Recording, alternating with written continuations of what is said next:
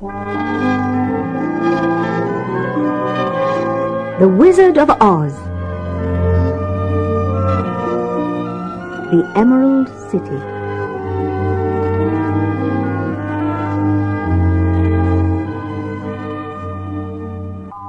When the last glimmer of light disappeared from the forest, the travellers camped under a large tree. Dorothy lit a fire, and the Scarecrow hurried off to collect some nuts for her supper. Next morning, the first thing Dorothy noticed was that the trees no longer met overhead. Perhaps, she thought, they were at last coming to the end of the forest. The travellers pressed on, and soon they came to a broad, fast-flowing river. They gasped with pleasure when they saw what was on the other side. It was a beautiful country of green meadows dotted with bright flowers. Trees laden with succulent fruit lined the road of yellow brick.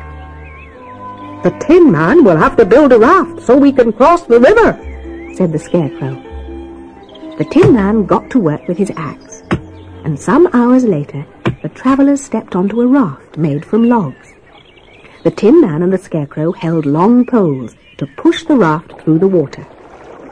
At first they managed quite well, but when they reached the middle of the river, the swift current swept the raft downstream, farther and farther away from the road of yellow brick.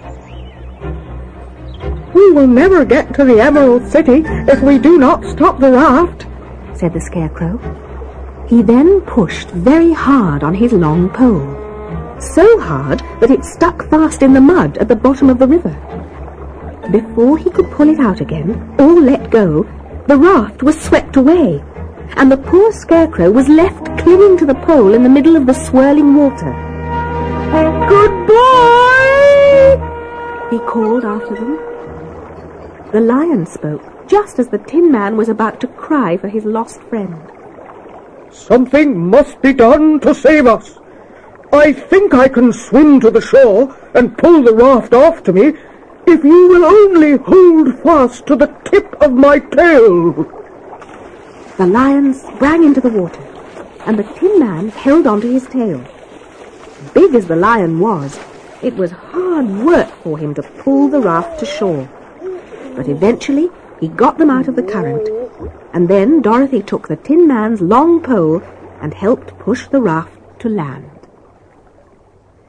They were all tired out when they finally stepped onto the pretty green grass. But they were worried about the Scarecrow, and after a few minutes' rest, they began to walk back along the river. Soon they saw their friend perched on his pole in the middle of the water. No one knew how to save him, so they sat down and gazed wistfully at the sad, lonely figure. Presently, a stork flew by. "What are you doing here?" asked the stork. "We're wondering how to rescue the Scarecrow," said Dorothy. The stork looked at the Scarecrow. "If he wasn't so big and heavy, I would get him for you." "Oh, but he's not heavy at all. He's only stuffed with straw. If you could bring him back to us, we would thank you forever." "Well, I will try," said the stork. She flew to the Scarecrow. Then, with her great claws, she grabbed him by the arm and carried him back to his friends. The Scarecrow was so happy that he hugged everyone, even the lion and Toto. Then the kind stork flew away, pleased to have helped someone in trouble. The travellers walked along the smooth road of yellow brick, the Scarecrow singing "Do-de-do-do-yo" at every step. Wherever they looked now, there were green fences and green houses, and the people all wore emerald green clothes. "We must be getting near to the Emerald City," said Dorothy. And as she spoke, a beautiful green glow appeared on the horizon. At last, they arrived at the great green wall that surrounded the Emerald City.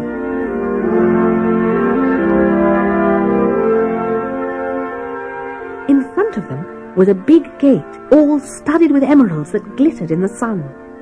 Dorothy pushed a button on the gate and heard the tinkling of a bell.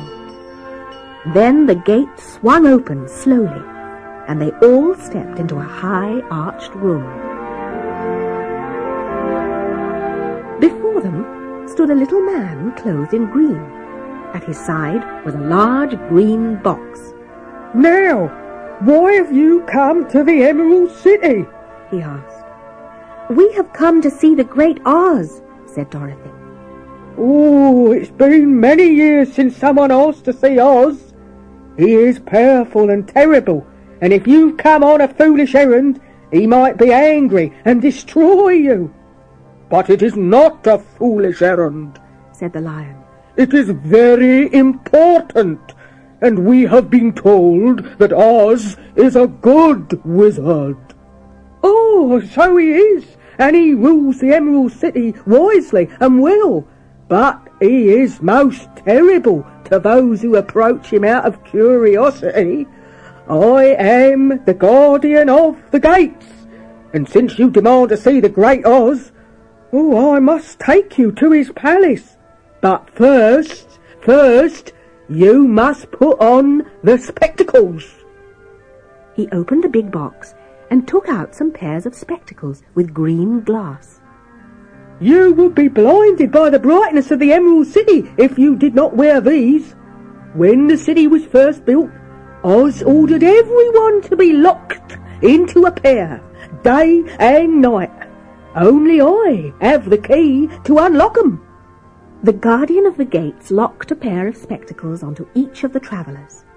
Then he led them into the dazzling streets of the city. Everything was green. Even the people's skin had a greenish tinge. When they arrived at the gates of the palace, they were introduced to a soldier with a green beard. He went off to tell Oz that they wished to meet him. "Have you seen Oz?" Dorothy asked on his return. "Oh, no," he replied.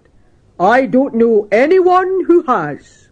Whenever I speak to him, he sits behind a screen. He says that he will see you, but you must each enter his presence alone. He does not want to see more than one of you in a day. I will show you to rooms where you can rest, and tomorrow the Great Oz will send for you." The next morning, a pretty girl dressed Dorothy in a gown of green silk and led her to the throne room of the Great Oz. She boldly opened the door and found herself in a wonderful room lined with emeralds. But what interested her more was the green marble throne, for sitting in the middle was an enormous head. The eyes turned slowly and looked at her sharply and steadily. Then the mouth moved, and Dorothy heard a voice say, "I am Oz, the great and terrible. Who are you, and why have you come to see me?" It was not such an awful voice as she'd expected to come from the big head. "I am Dorothy, the small and meek," she replied, "and I have come to you for help." The eyes looked at her thoughtfully. Then the voice asked her where she had got the silver shoes and the mark on her forehead. Dorothy told the story of how her house had landed on the Wicked Witch of the East and killed her. Then the voice asked, "What do you wish me to do?" "Help me get back to my Aunt Em and Uncle Henry in Kansas." The eyes rolled round very queerly. "Before I help you, you must first help me. You must go to the land of the Winkies and kill the Wicked Witch of the West." "Oh, but that's impossible." "You killed the Wicked Witch of the East, and you wear the silver shoes which bear a powerful charm." Dorothy began to weep. "I never meant to kill her. If you who are so great and terrible, cannot kill the Wicked Witch, well, how can I ever do it?" That is for you to decide.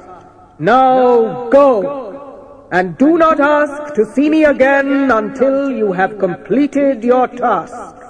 Tearfully, Dorothy left the throne room and went back to her friends.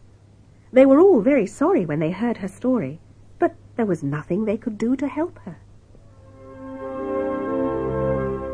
The next day, the Scarecrow was led to the throne room. Instead of a head, he saw a most beautiful lady. But she too said that Oz never helped anyone without getting something in return. If the Scarecrow wanted brains, he would have to destroy the Wicked Witch of the West. Next, it was the turn of the Tin Man. He was confronted by a terrible beast, which was nearly as big as an elephant and had 5 eyes, 5 arms, and 5 legs. He told the Tin Man that he would only be given a heart when he had helped Dorothy kill the Wicked Witch of the West. The Lion was the last to visit Oz. When he stepped into the throne room, his whiskers were almost singed by a ball of fire. I am Oz, the great and terrible, the ball of fire said.